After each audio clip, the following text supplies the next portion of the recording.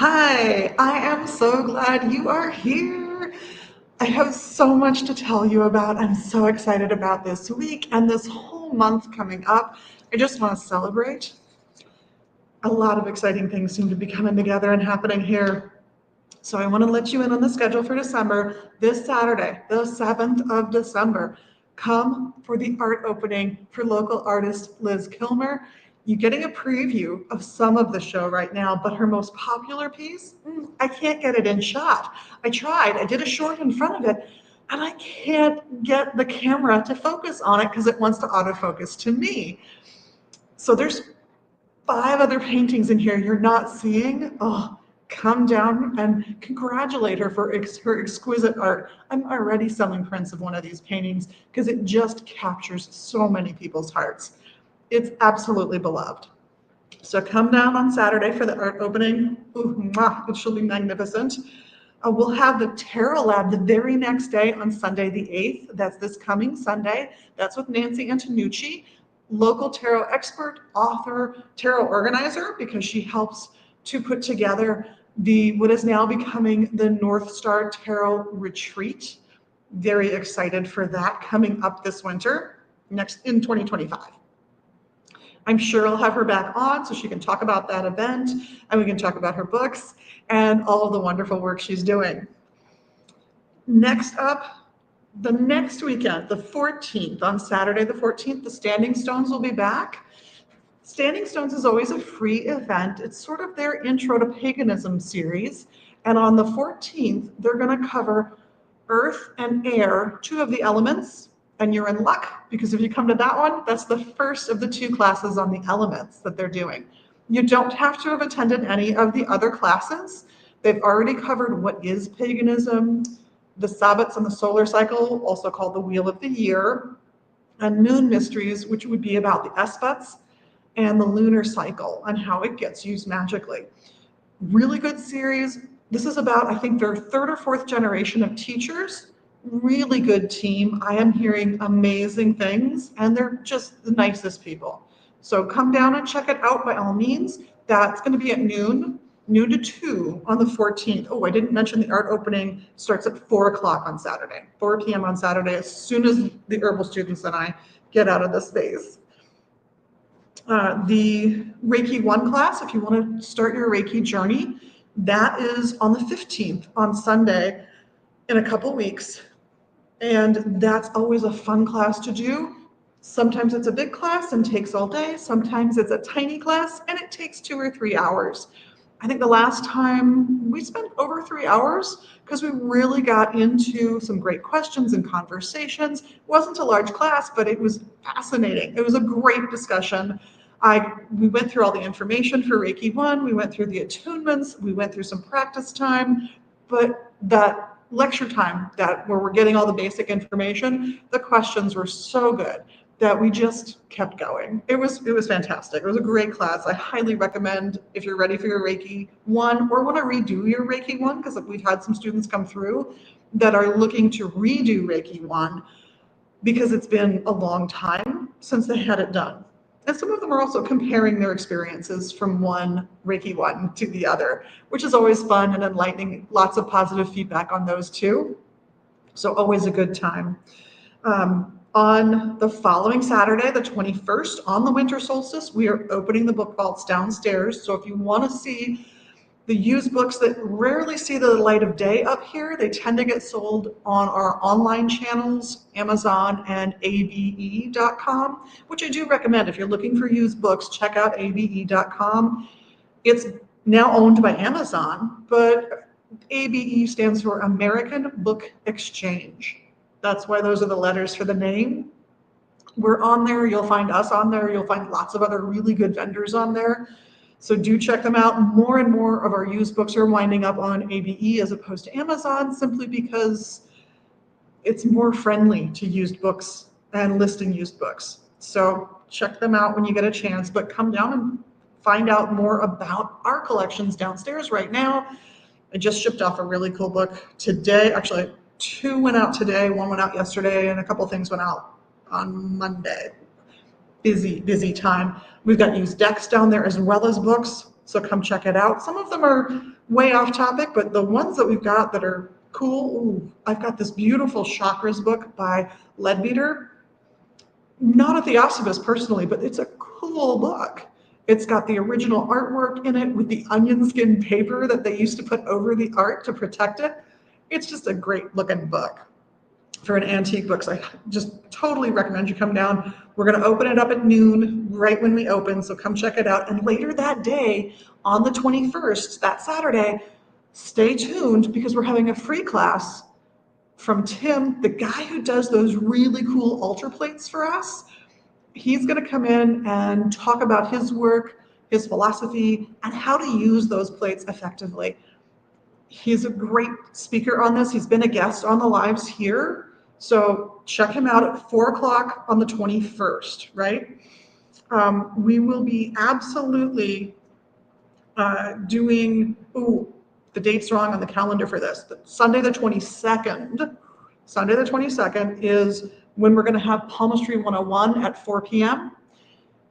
This is a great class, and even if you've attended one, there actually is a series of classes he's offering by donation.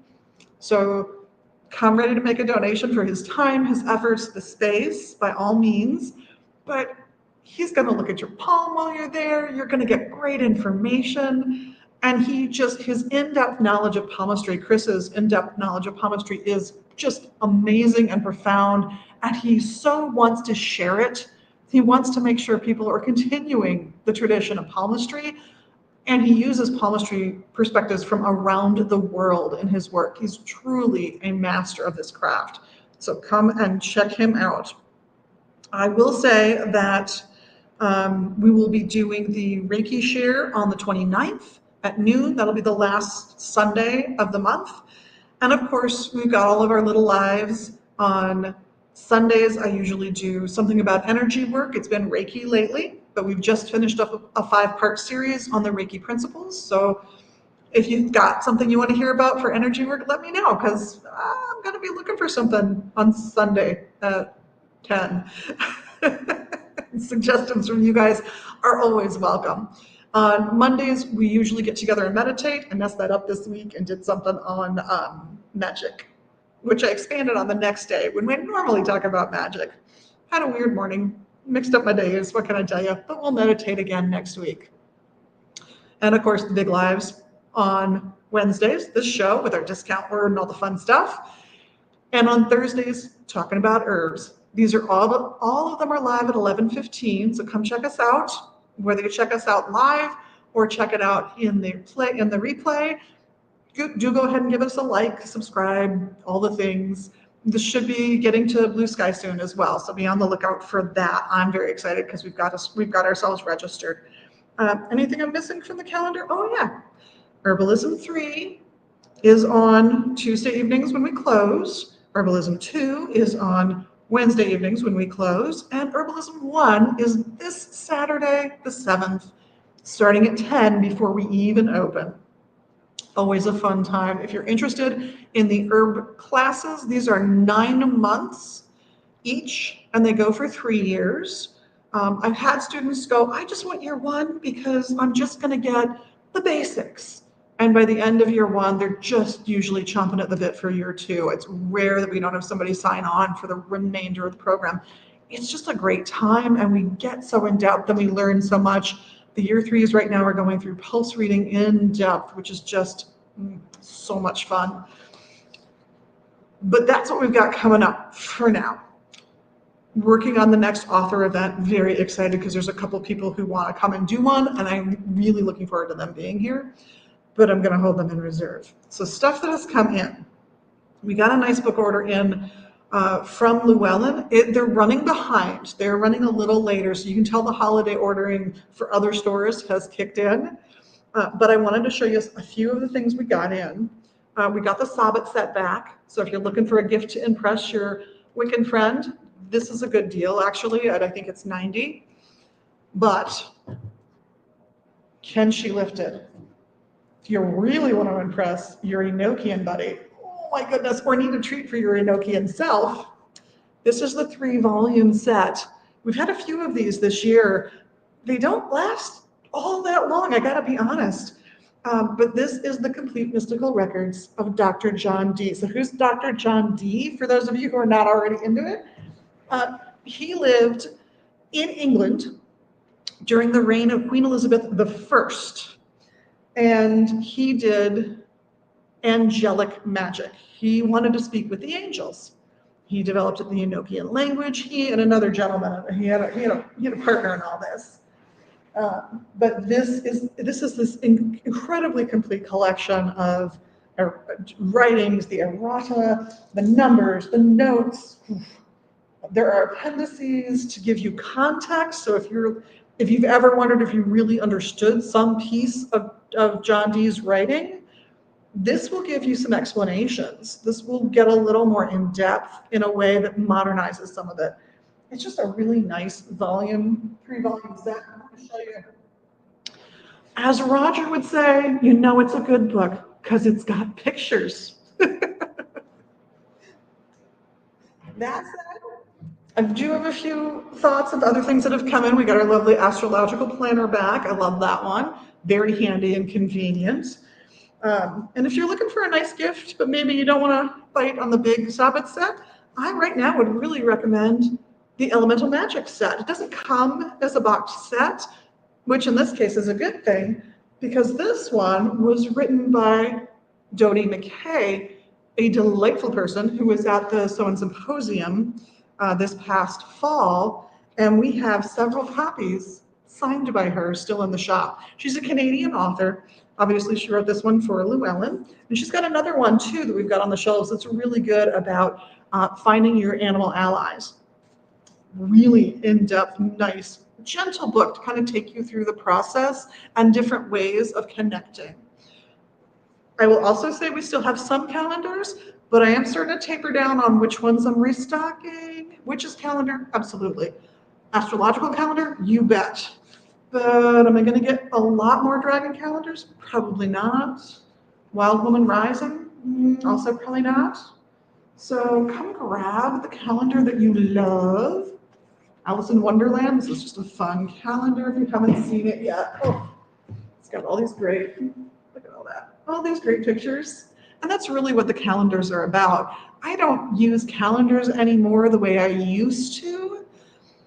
I use my phone, I use my computer, I use the calendar that's attached to my email mostly.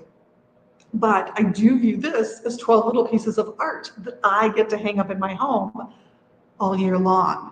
And if there are ones I really like, I can frame them. I can take them out, find a frame somewhere, and put them up on my wall permanently. That works really well. I've even received a broken down calendar, like one illustration of a calendar, as a framed and matted gift, because the person bought the zodiacal calendar, the one that has all the different zodiac signs, and gave them out the next year or the year after as gifts to people who had that sun sign. So I have a lovely Gemini, yes, I am a Gemini, illustration there. So that's some of the stuff that's come in. Oh, I also should say, I haven't shown these guys off in a while, so I wanted to show these off too. These are decks that have been made by local Minnesota folks. So Sigil Arcanum, which comes in 2 varieties. This is the black on black, and there's also a full color spectrum variety. Honestly, Taylor developed the black on black for himself. And then someone said, can you do it in color? And he went, oh, can I? Oh yeah, that'd be easy. So he's got this full spectrum color version. So some of the cards have only a limited number of colors. Some of them have lots of colors. It depends on the card and its meanings. But just to show you how the black on black works, this is the Magician. It's based on the Thoth deck, Aleister Crowley's Thoth deck. And it's broken down to just the sigils. The cards will have some symbols on them to help you figure out what it means. If you're not quite identifying the card yet, this one, for example, has the symbol of Mercury in that corner up there. And let's see if I can find another fun one that's maybe not major arcana. Oh, I'm seeing a lot of major arcana at the moment. Oh, here we go. So here's another one. So let's say you have no idea what suit this is, although I think once you've stared at the deck long enough, you will actually know pretty easily. But you do know that it's associated with fire. You can see the different symbols at the bottom there for the planets and the signs. And you know that even though there are 5 of these symbols here, that it is a 5 because it says so right at the top. So, and like I said, there's indicators down here to tell you what suit it is, but I'm going to let you puzzle over it. Come in and check out the deck if you want to take a closer look and see if you can suss out which little set of symbols there at the bottom mean which deck we're talking about, or which of the suits we're talking about. Here's another. See, he does have an art piece at the bottom, sort of a baseline to tell you what suit you're in. I'll let you come and check it out. I will show off our Founders deck too. This is the Tarot of the Morning Star. It's also based on the Thoth deck and is very Egyptian inspired. So this one, the minor arcana are a little bit more like the historical decks because they're not illustrated the way the 20th century decks and forward are illustrated. He did full-blown paintings for the court cards. He did full-blown paintings for the major arcana, but the minor arcana, the pips, not the court card ones, but the other guys, they just have bars with colors and some indication words to help you suss out the meaning. I have an early draft of this deck and it doesn't have any of the language on it. And it is a lot of fun to watch experienced tarot readers go through that deck and try and read with that deck. It is easier with the words. I'm glad he added them. And then I also want to show you, this is a historic deck, but this is a deck, Tarot de Marseille. This is not the only version of this deck. It's not even the only version of this deck we've carried over the years, but it is one of those decks that is not actually complete. So the challenge for the person who works with this deck, this very historic deck from 1659, is to complete the deck in the same style with appropriate symbolism. And that is exactly what Joseph Peterson did here. Now, Joseph Peterson lives in rural Minnesota and translates grimoires and has completed 2 tarot decks, and this is one of them. I think I have one left of the other deck, but I thought I'd at least show you this little baby. Fun deck, very easy to use, but very historical. So like I mentioned with Roger's deck, Tarot of the Morning Star, where you're not getting illustrations, you're just getting some baseline symbolism to help you figure out what card you're looking at. The same is true with most of these historical decks. So you know it's cups, and you can count that there are 7, so you know it's the 7 of cups, but there's no pictures to help you suss out what the meaning would be. But that said, the major arcana is illustrated. And there's the Magician again, just so you can compare. And the court cards, if I can find one, which I'm not finding one, they also are illustrated for you, because that's the older style of tarot. So this is a restoration of Jean Noblet, Paris, 1659, from the only known copy preserved in the Bibliothèque Nationale de France, which I'm sure I butchered, but that's okay. You can tell me. If you are going to get somebody a deck as a gift, especially, I'm going to recommend that you grab them a bag too. We've got a bunch of cute bags out there right now. Some of them are ones that are sort of standard and we've carried for forever, and they're lovely. You can get one with a pentacle on it, or a triskel, or a Buddha, or gosh, all kinds of different symbols. But I also thought I would show off Angie Jara's bags, if I can grab them all up here, because she's another local artisan. And this is one, when you get really close, you can actually see the illustrations well. And then I've got 2 more. This one actually says tarot. And this one, isn't that pretty? So you can get local made bags, or you can go for the more mass manufactured ones, or we've even got some bags that are really meant as purses, but are a great size for carrying decks. So I'd recommend, if you're going to get somebody a gift of a deck, that I would get them, if you can, I'd get them the deck, a bag, and perhaps a book that will help them interpret or expand their knowledge of tarot spreads. So there are books that will help you interpret just the reversals when a card is upside down. Some people like to interpret reversals. Some people ignore them and just pretend they're right side up. Either way is fine. But if you're getting into the reversals, or if somebody you want to give a gift to is getting into them, there are books on that subject. You can get ones that just help with baseline interpretation. There are books for specific decks, including, quite frankly, the Tarot of the Morning Star. It does have its own little book that I would recommend that you get alongside the deck. There's a booklet in there, but the book's a little bit bigger. It expands a little bit more on the knowledge and the influences and interpretations. And there are books just on how to do different tarot spreads. Don't think you're trapped into doing, the Celtic Cross or just a few basic spreads. There are whole books.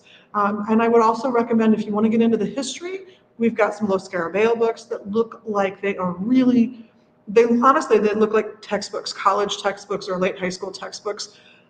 Even in their layout, it's kind of fun, actually, a little retro feeling. Even the paper is that smooth, shiny stuff. But we've also got Susan T. Chang's books, which the research she has done is astounding. She is a wonderful, sweet person. I'd highly recommend. So smart, so well organized. Highly, highly recommend Susan T. Chang's books for somebody who's maybe past the one-on-one phase of their tarot working. But that said, that's what I have for stuff today. I don't have an interview today, sorry folks, but it's been a busy time of year. So instead, I wanted to talk about someone who has captured my attention a little bit online. And sometimes I will go to her postings just to see what she's talking about, see if I have any reactions to it. And there was one that was posted about 11 days ago that I felt a little sad about. So I thought I'd share. This particular poster, she's definitely pagan or Wiccan or witchy, whatever word she uses to identify herself, and she's from the UK. I don't know what part of the United Kingdom, so I don't know if it's, English, Scottish, Welsh, Northern Ireland. I don't know. I suspect English, but I don't really know.